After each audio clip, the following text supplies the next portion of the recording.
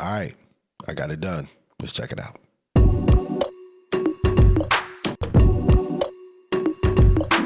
What's going on, everybody? It's your boy B Crow with X Producer B. I'm here today to give you an update on the script for Studio One with the MPC Studio Mk2. I got the script done, and today we're going to check it out. It's been a long time coming. A lot of work has been put into this, so we're going to check it out. I'm releasing it to you today, so you can go ahead and grab that. But before you do, I want to encourage you, go ahead and like the video, subscribe to the channel, and leave a comment down below if anything else you'd like to see. And also, my support links are in the description. Go ahead down there and support me. It's going to help me release these scripts out and put some more content out into you. But without further ado, let's go ahead and get into the script. All right, I'm on my desktop here. The script is released as a zip file, and I got the zip file right here on my desktop, and I'm going to do this right here from the desktop so y'all can see everything that's going on. So right here on the desktop, I got the script download file. I'm just going to double click it. It's going to extract it into this folder right here. And if you double click this folder, everything that you need is already inside the folder. You don't got to mess with nothing right here. All you need to do is right click and copy that folder. And you're going to go into the Finder. You're going to go into your applications. This is if you're on a Mac. Go on your applications and right down here to studio1.app. You're going to drill into the contents of this. So what you can do is just right click, show package contents, go to contents, go to devices, and it should show you all the various devices. I'm going to put this under the manufacturer Akai, and just paste it in there. All right. Once this is pasted in there, if I go to Studio One right now, you won't see it in there because you have to restart it. If I go to Akai, you won't see anything in there. So close this down. Close Studio One out, reopen Studio One back again, and every time it opens up again, it's going to scan for those.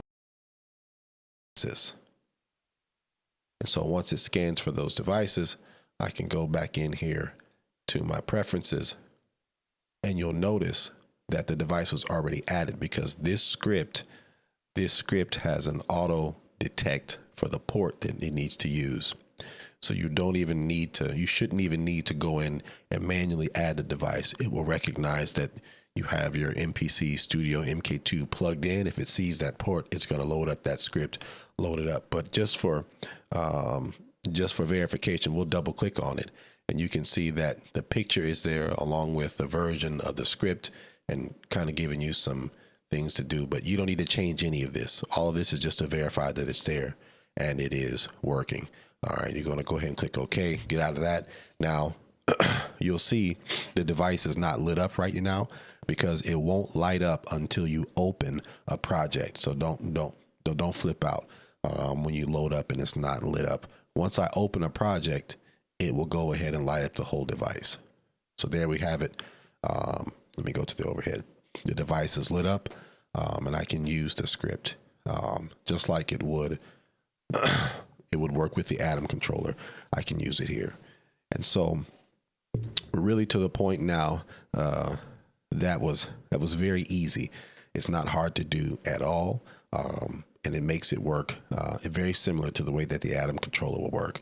A couple other things I want to go over here. There are some instructions I've given with it just in case you have problems installing it. Comes with in the zip file instruction.pdf.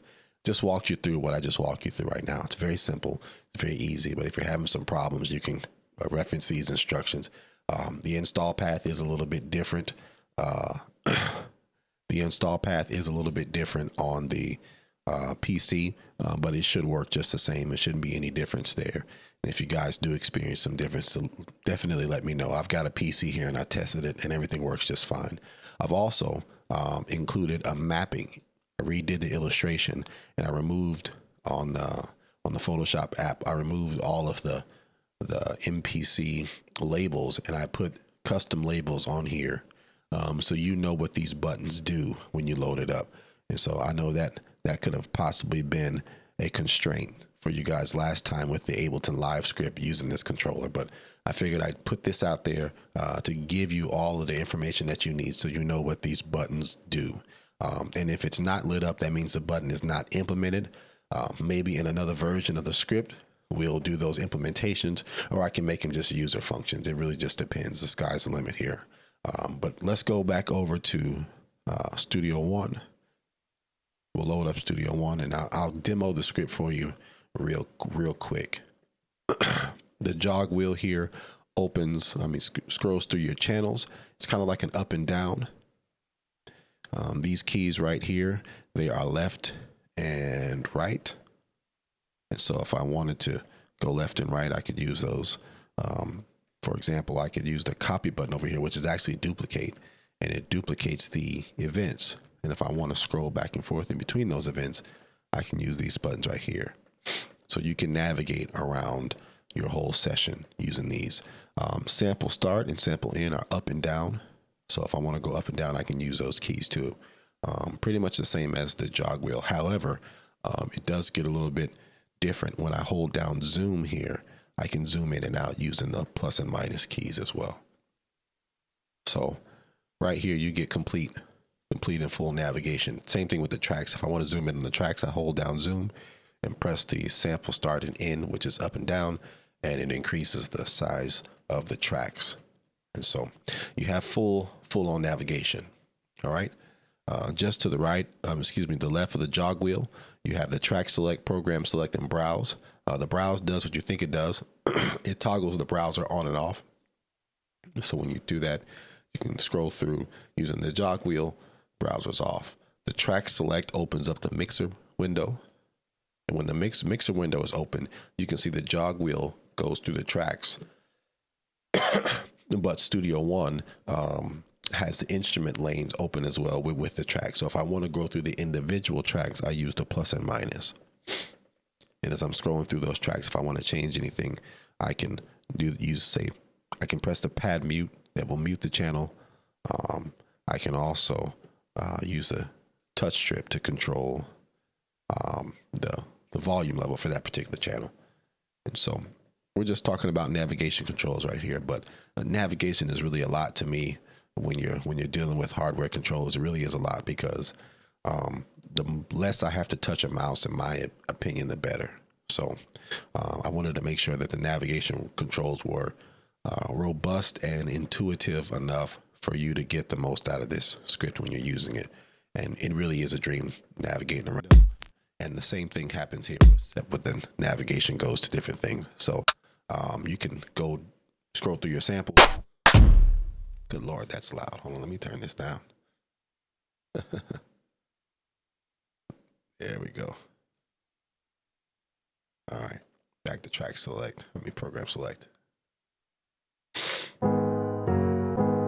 So you can scroll through your samples using this too. And so that's pretty good. You can move stuff around like that. So preview your samples, you can still navigate through everything. So I really like that this integrates to that level of detail. There's really no slouch in that area. All right, some other things. I want to go over the transport section for you really quick. The play does what you think it plays.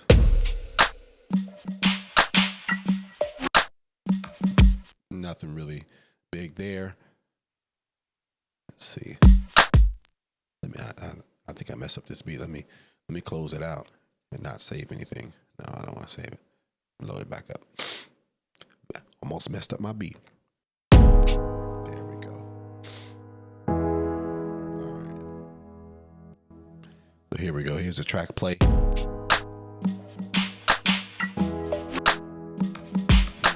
Here's a stop. There we go. There's the stop. These buttons right here, they navigate to the loop end and the loop start. If you hold down shift with these buttons, it sets the loop in. So say I wanted to make this an 8-bar loop, how I would do that in the controller, I would focus on this and I would duplicate that, come down, duplicate that, come down, duplicate that, duplicate that. And what I could do is I could use these keys right here to navigate over to bar 9, hold down shift and press the loop in, and I will set my loop to 9 bars. So I didn't touch the mouse doing that at all. So it's Pretty cool. Also, if you hold down Shift in the jog wheel, it moves the cursor, the playhead, over one bar, so you can quickly scroll through your project if you want to, where your playhead is. So now I have a 9-bar loop. It's pretty dope. Okay, so play and stop do what you would think they would do. Play start is a loop toggle on and off, so you can turn the loop on and off with play start. Or if you hold down Shift, it'll set the loop to the current selection. So if I hold down Shift, you see how the loop selection changed in the software because I'm now looping from 5 to 9. So I can scroll over to there and start playing from 5 to 9. Pretty cool. Record does what you think it would do. It just gonna record, right? Okay, so that was horrible. I'm just gonna undo that with the undo button right here. By the way, if you hold down Shift, it will redo. So undo undoes, and redo redoes your action, just like it's labeled on the controller. These two buttons right here are event. They go forward and back, kind of like a rewind. If you hold down Shift for this, it navigates between the markers that you have set. If you have any markers set, the locate button here returns to 0. So wherever you are, if you want to return to 0, you can do that. If you hold down Shift, it will rotate to the previous markers until it returns to 0. So there's some additional functionality due to the Shift key. And so the tap tempo is what you think it is. It is taps the tempo. 1, 2, 3, 4. So now I change the tempo. Speed it back up. 1, 2, 3, 4.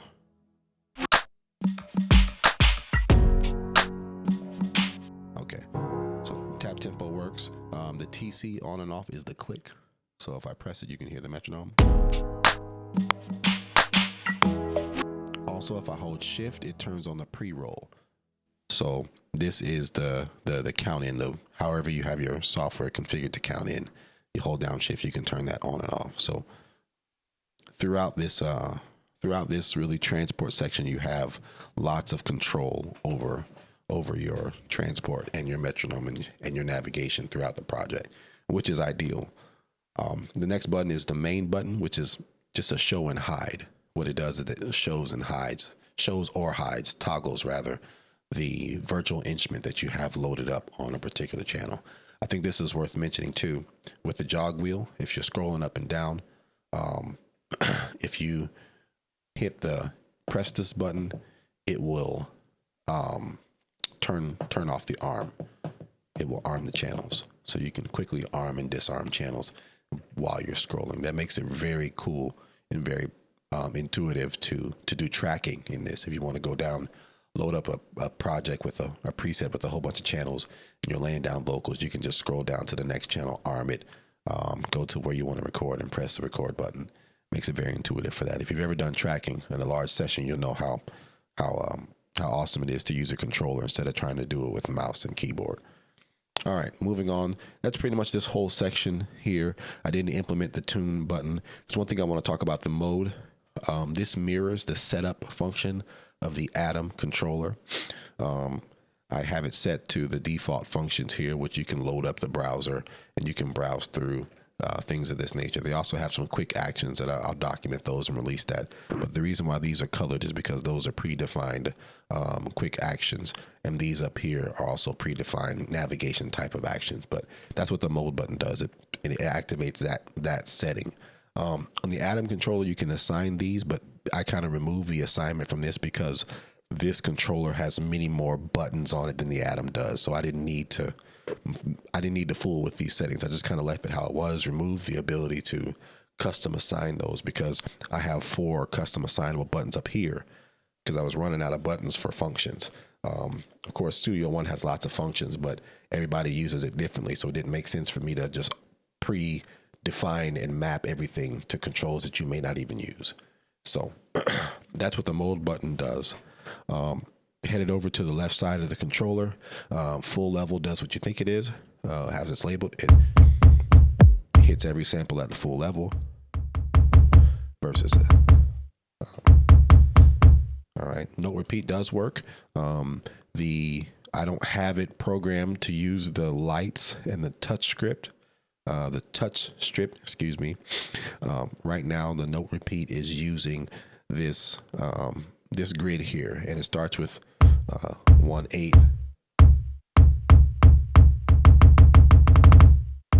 Then it goes to triplets. Okay. And it is pressure sensitive if you press down hard. If you want to change the note, just select the new note. Note repeat.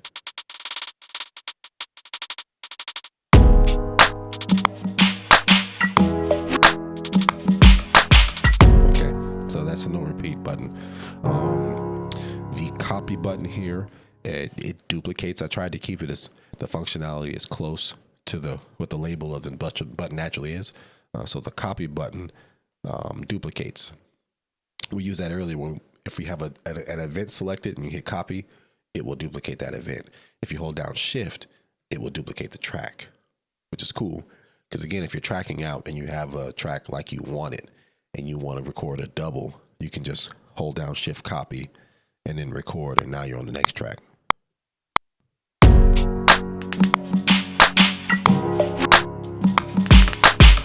Okay, so I have that garbage right there. I'm going to undo that. Okay, that's what copy does. Pad mute does what you think. It mutes. Very simple. You don't see it muting anything right now because I have an audio track selected that is an output from this virtual instrument. So if I go to my track select, you'll see that it's muting that track, whichever one I have selected, which is cool. There we go. All right. The 16 level is how we bank through your banks in your XT. So I'll show you that real quick. We go over here.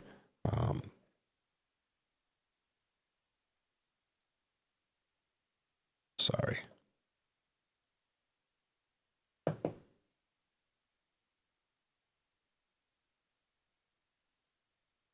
My focus back to there we go. If I do a show hide here and do the bank button, you'll see that these light up, and I can go to my different pad banks if I want to.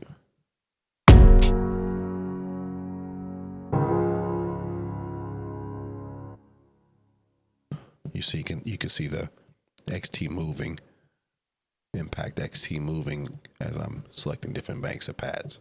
So that's how you kind of get through whatever sound bank that you have.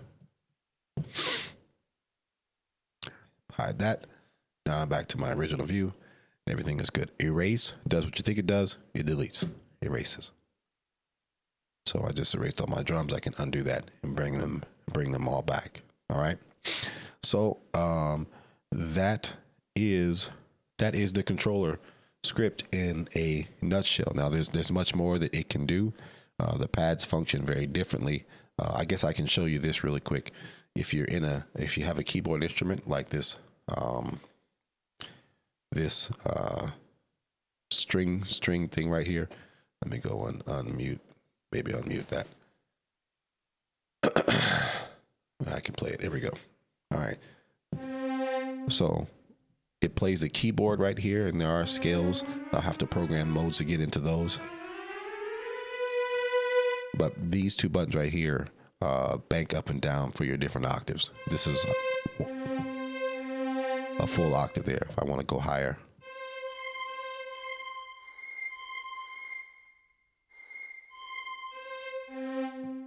Okay.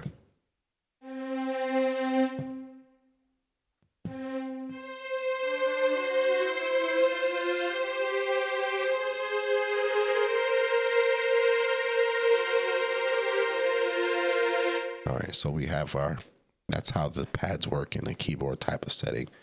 There is a feature that I can add in here to load in scales, traversable scales. I'll be working on that for the next release, so look out for the scales mode. I'll probably put that on one of these, or maybe this touch strip button right here, to be able to cycle through various types of scales. I think it'd be very cool if we did some scales. maybe this pad right here could do scales. I'm not really sure how I want to implement it just yet, which is one of the difficult things about this script is deciding the most intuitive way to implement these controls. Because when you finally figure out and reverse engineer their device and, more importantly, Studio One's scripting interface in their environment, it opens up all the possibilities. So you really have to put some thought into making the script work like you want it to work. But I like how the atom functions, and I figured I would do that the best that I can. So this is a basic overview of this script working with the controller. I'm releasing this one a bit differently. The previous ones I released were now I'll be releasing this one a bit differently. The previous one I released was completely free, but this one I'm going to have it is going to be a paid version, but it's not a whole bunch. It's just $10. And so you can go on there and go ahead and download this for the $10. The link is on my Patreon site. I'll put that in the description below. You can go right to the Patreon site. You don't have to sign up to support me on a monthly basis. You can just go to the shop tab and then download the script right there for the $10. And I charge because this really took a lot of work to reverse engineer, not just the device, which is I've already done, but it took a lot of trial and error to figure out Studio One's scripting interface. No documentation. Ableton Live at least had a little documentation over the years that people have put together with their live API and their framework that they have in their controller. Studio One has zero documentation. So I had to use my knowledge of development in JavaScript to go in there and literally reverse engineer, log out to a console, all the different settings, and surf through these XML files.